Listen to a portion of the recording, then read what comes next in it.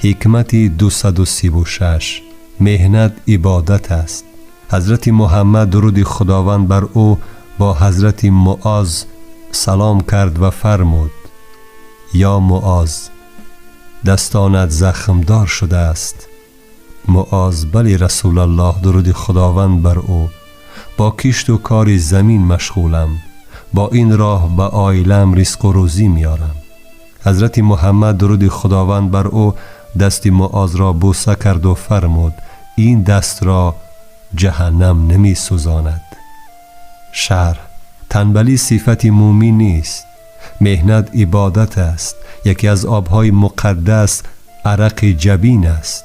الله تعالی در سوره نجم آیت 39 فرموده است: و این که برای مردم پاداش